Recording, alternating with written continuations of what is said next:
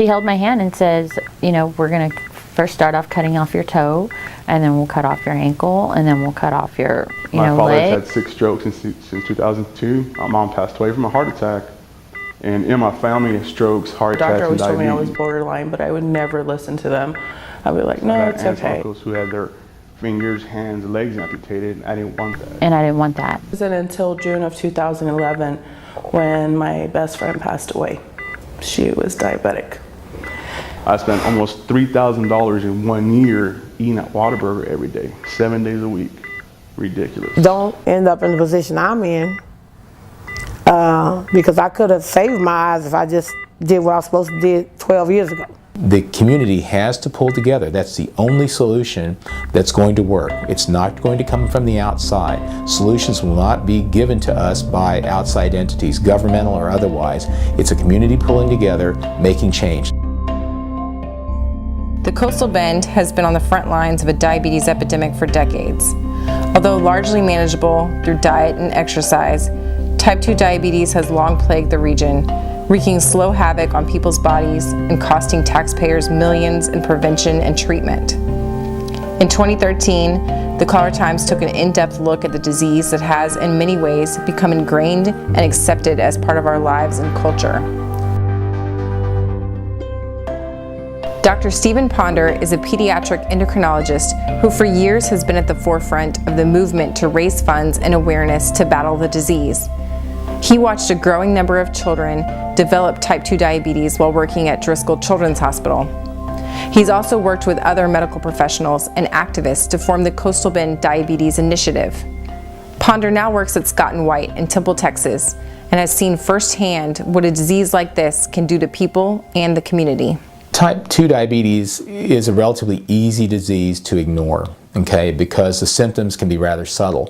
They may be nothing more than getting up during the night once or twice to urinate or being a little bit more thirsty than normal. Keep in mind, you can have this disease for a decade before it's discovered. When you're diagnosed with type 2 diabetes, it's thought that you've permanently lost 80% of your body's ability to make this hormone we call insulin, which is the hormone that helps your body absorb sugar properly.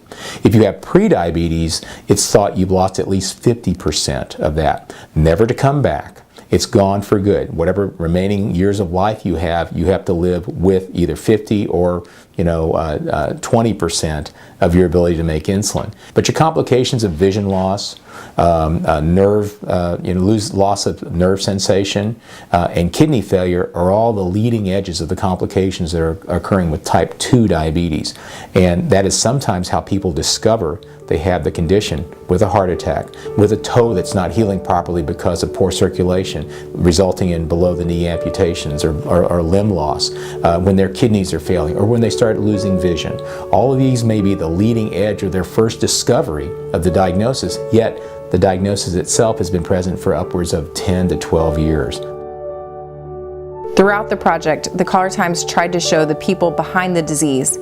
The Faces of Diabetes video series focused on the personal stories and struggles that local people faced as they battled type 2 diabetes. Belva Robinson, a 44-year-old worker at the South Texas Lighthouse for the Blind, was one of those people who agreed to share her story. After struggling to manage her own diabetes for 12 years and undergoing multiple surgeries to both eyes, one final emergency resulted in the permanent loss of her sight. The retina fell off the back of it, so they rushed me to Gramercy Surgical Unit in Houston. I could tell that the little vision I did have was like grayish black. I wasn't able to see any vision, so I had a lot of anxiety. I didn't know what the outcome was going to be, and that's when I lost the rest of my eyesight. Since that day, I haven't been able to see anything. You have to adjust to a lot of things around your house. Having to trust people in taking you places, having to learn Braille, and having cane training exercises with the people from the Division of the Blind. You no longer can go to the store, and your vision's gone, so you need help doing a little of everything. You can't drive anymore. You can't work the job you're working at anymore. One thing I do like is I'm able to be employed at the South Texas Lighthouse for the Blind. I assemble chin strap for the Army helmets. I also strip binders, and I help stack the toilet papers, get ready for shipment. So it kind of keeps me upbeat, and I'm making money for myself, and I'm getting out socially and being with other people. This gives me focus and direction. I know what I'm doing from Monday to Thursday, basically. I just about now can get all my own work clothes together, pack my own lunch. It just gives you a sense of independence. Recently, a coworker told Belva about the out-of-sight support group for the blind and visually impaired. With daughter Keandra at her side, she attended her first meeting. And they do different things and different fundraisers and stuff like that. So I went for the first time and I enjoyed it, and I did join the group that day. You need to be around other people who are going through some of the things you've gone through, or some of them can learn from things that you've been through, and we share ideas and how you do this and how you get along with that, and just different things in life that you can learn from each other. When I was first diagnosed with it, I really didn't take the right measures. I really wasn't going to the doctors like I was supposed to. I didn't think it was affecting me to that extent until I started getting blurred vision. Don't end up in the position I'm in, because I could have saved my eyes if I just did what I was supposed to do 12 years ago. Lots of people here in this area, South Texas, they have diabetes. It's the way you handle it, because it can be, the key word is controlled. Mine was out of control for years, but it can be controlled. I will tell you that sometimes it's not easy, but it doesn't have. You don't have to make it hard. And like I say, your life is not over if you do end up in a situation to where maybe you lose a limb, or you lose your eyesight, or just being diagnosed with that word diabetes now. God don't give you more than you can handle. Even though I put myself in the situation that I'm in, but I'm not gonna let it get me down. There's still more to life, so I just stay positive all the time. Stay positive. While Robinson has tried to remain positive, the prognosis is bleak for many across the coastal bend. Dr. Ponder said Corpus Christi's problem isn't so much about awareness, but misinformation and apathy. When you have a disease like diabetes that affects an entire family, from grandparent to parent to teenager, and sometimes even to pre-teenage child, and I'm talking about type 2 diabetes, it becomes kind of a self-sustaining process, and it's so pervasive in the family that it tends to engender some degree of apathy and acceptance. In fact, the person with diabetes is no different than any of the other members of the family. So somehow that tends to create a sense of acceptance, which is unfortunate, because you really shouldn't accept this disease. You should fight it with all your capabilities. When you have other family members who are living with it, maybe not managing it very aggressively, you may fall back on that too as a rationalization, or you might call that an excuse not to do anything. And again, fatalism always is an issue. Well, there's nothing I can do about it anyway. I'll wait until the doctor makes me do something. And the things they're asking me to do these days, there may not be enough time by the provider to provide that education. There may not be access to a diabetes education group to teach them. And you have to remember, you're trying to teach them how to live with a lifelong condition, to make literally hundreds of decisions every day. But there have been success stories throughout the series. In the beginning of the year, local wedding photographer Priscilla Bourne was just starting her journey to lose weight and get her diabetes under control. Well, my business was flourishing and my health was deteriorating, and I just thought to myself, what good is it going to be to have a business when you can't even take care of yourself? You're going to be going through all of these problems with your health. What good are you to anybody? At that point, I just didn't want to be a burden to anybody. I guess I see every weekend a mother dance with her son, the mother-son dance. And I think to myself, will I be able to do that with him? When I first heard what my number was, I didn't even know what A1C meant. So when someone said 11.8, I thought, what does that mean? And then they said, well, it's supposed to be at 6. It's like, okay, well, that's not that many points. I was like, does it go up to 20? I have no idea what the scale is. And then when people in the hallway started saying, oh, is that her? Is that the lady that has 11.8? Oh, is that her? I thought, wow, for all these people that don't even know me to have been talking about my number, that must really be bad. My diet didn't help. If I wanted a sweet tea, I had it. If I wanted whatever I wanted, I would have.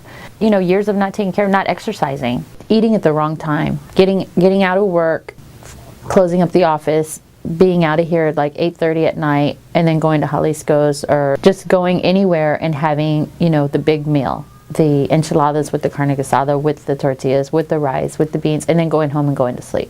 The doctor sat and just explained to me what I was doing to my own body by giving it poison, breads, sugars, that kind of stuff. She held my hand and says, we're going to first start off cutting off your toe, and then we'll cut off your ankle, and then we'll cut off your, leg. And I remember seeing that as a little girl, relatives, my uncles in Laredo that had, been amputees, and that was because of diabetes, and it ran in the family. And I remember seeing my grandmother have to be injected with, insulin every morning from when I was little till, taking her to dialysis twice a week.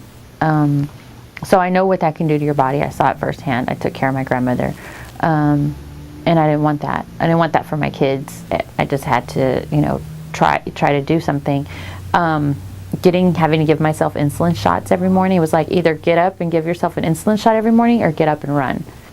Just one morning in the beginning of June, I said, you know what, I can't do this anymore. I just need to get up and just go walking.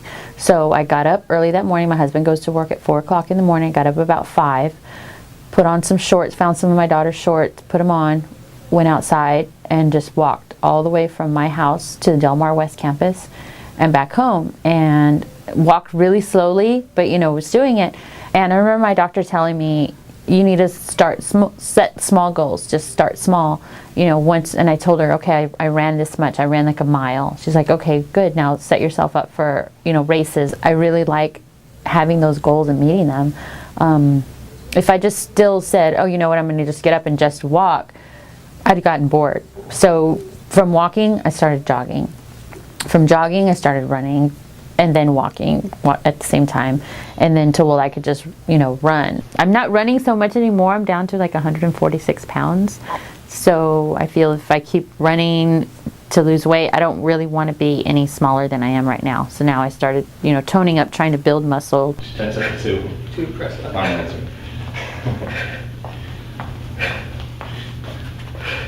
Well, one day I got a phone call from Brett Norman. He's a kettlebell trainer here in town. And so I did some pictures of him, and I thought, wow, that's really cool what he's doing.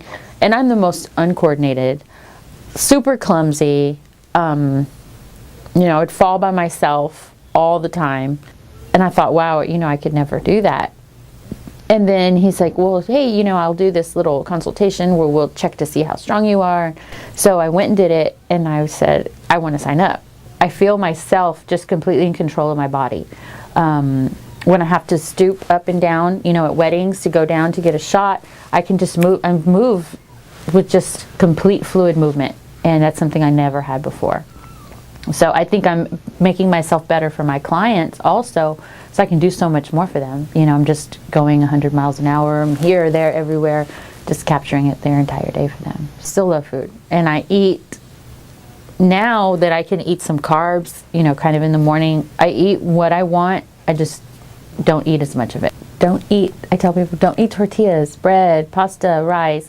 Now I'm having to incorporate that back. My doctor, my trainer saying, Priscilla, you need to eat carbs. And I'm thinking, no, carbs are bad.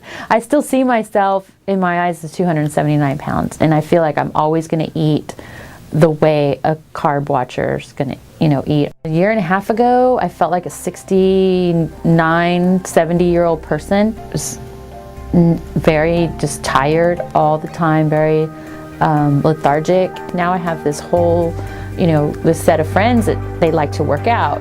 They like to go out dancing, and it's like, hey, that's what I like. Just go outside and walk.